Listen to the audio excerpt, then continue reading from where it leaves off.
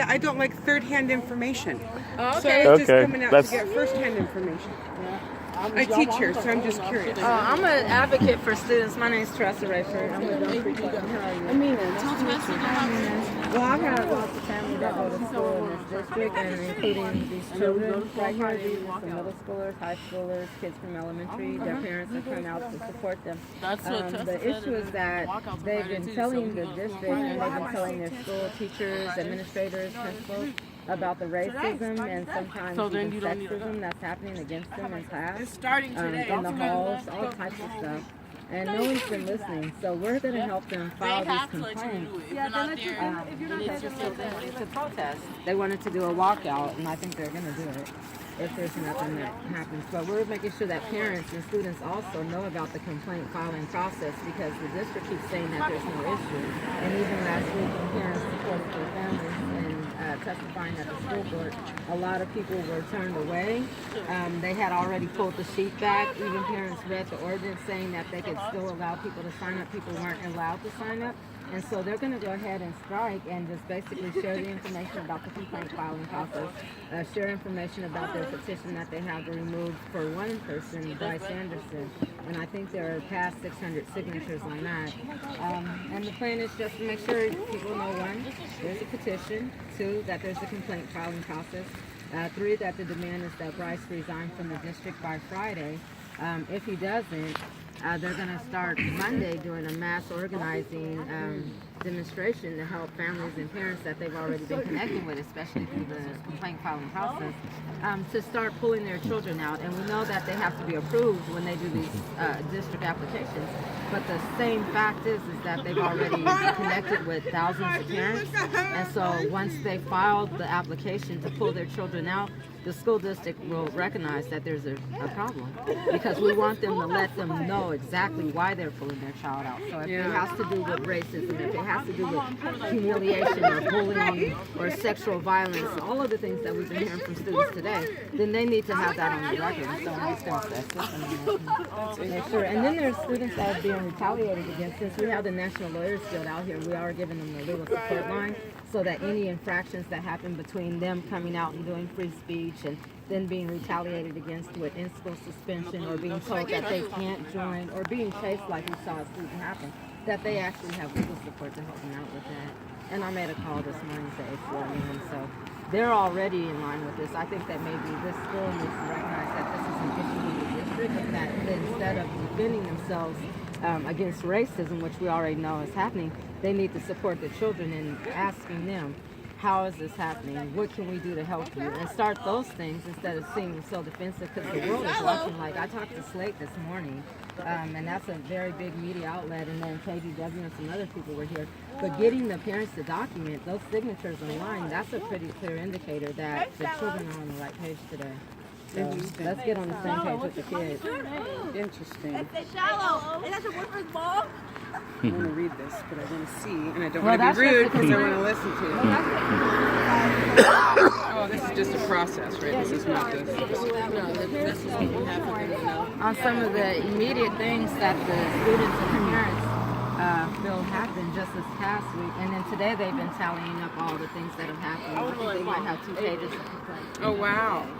Just from listening to other students and also complaining about what's been happening since we've been outside, we were met immediately with police force. They came over to uniformed officers, even though there were students out here that were in preschool with their parents. They brought officers over here to basically tell a brown person that showed up at the school that he was going to be told, and that they had to bring the police over to tell him that he was going to be told. What ended up happening, though, is some of our comrades that had on pussy hats came with their same preschoolers, and they parked in the parking lot, and no police force showed up. When students came over to talk, they again came over to intimidate and to surround. They even started sending police cars, but I noticed again, when fair-skinned white parents showed up with their children, there was no interaction or engagement with the police. So again, that's showing the public, and we're videotaping everything, that is super obvious that even speaking out about racism as a person of color can get you like hurt by the police or whatever they're trying to show us with bringing uniformed officers to us. that seems to intimidate. Interesting. And then we told them we're fearful of them. They know that we stand up for, against police brutality, and we stand up for Black lives, and everybody knows that that's like crazy in Oregon, right? You can get killed just for saying that you matter. You can get killed just for looking at an officer. You can get killed for running without a warrant. You don't have to have a warrant. If they suspect that you're doing something, you can get murdered. And if you read the comments in our media, everybody thinks that's okay. I don't want our kids to inherit that. It's not okay. No. And if society recognizes it now, we can work with the children to do something about it. We should be thankful that our kids are that woke. So it starts at home, and then it goes to that little part of the village, which is school and the educators. I'm not allowed to listen to my school. It's tied.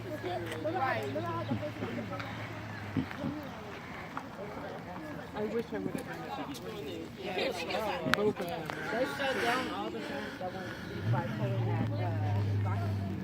They knew that there was a Black parent night. They knew that night was happening.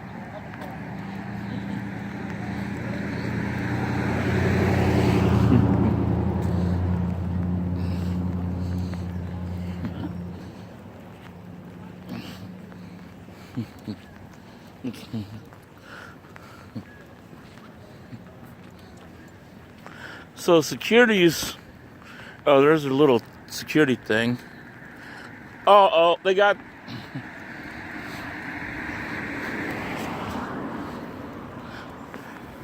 hey, Tressa,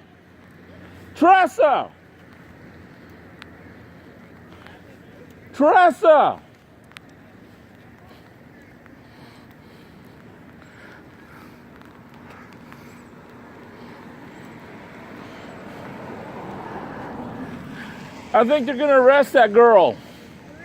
Yeah.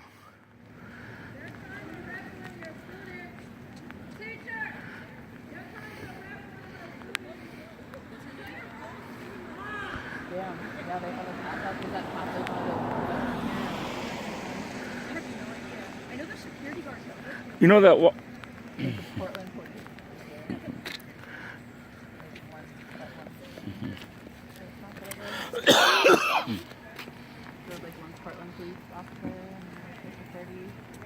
How long have they been talking to her? Years. I'm glad that they got your number. Yeah, they have it. One of them has it actually.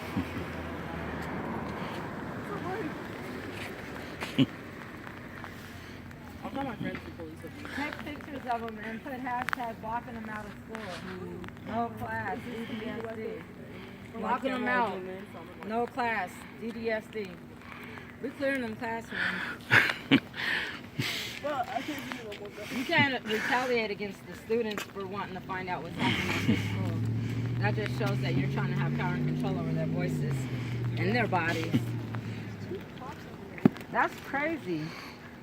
I think there's 3 cops. All the sexual violence happened to them.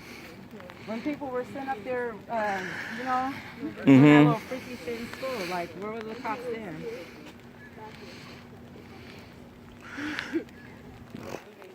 Yeah, I seen her go in. She was saying she was like already getting targeted by that. Donnie's fine, too. Did they just turn them away? Yeah, they're turning them out. Did they kick you out of school? I would have been loud. Like, I don't know. Oh, fucking hell. They messing up so bad. School left too. Whoa! They're piling on to the stuff that they're doing wrong. Dang, I got There's 30 minutes of school left. Piling on. So they called the cop. Ask Andrew when they get up here. Get your patty back on. My phone's dead. I don't got no more juice. Are you serious?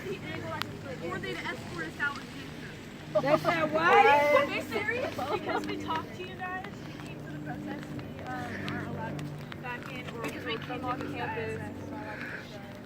So they're basically telling you can't go back to school. Let's see. Are you going to take their statements? Because I'm going and then that he's gonna that's a not civil give her rights the same violation, attitude isn't the it? whole Because week. their district and statewide have already Yeah, said JT, like I that said, students have their First Amendment right to free speech.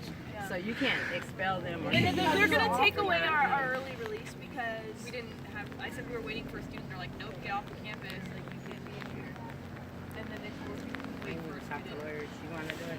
If we have nowhere to go. They've been telling them and they're just like, you know, like fill out a form or whatever. We need to file What is it? complaints. We came out here. Yeah, I mean, we was all following you for this whole protest. We didn't. Yeah.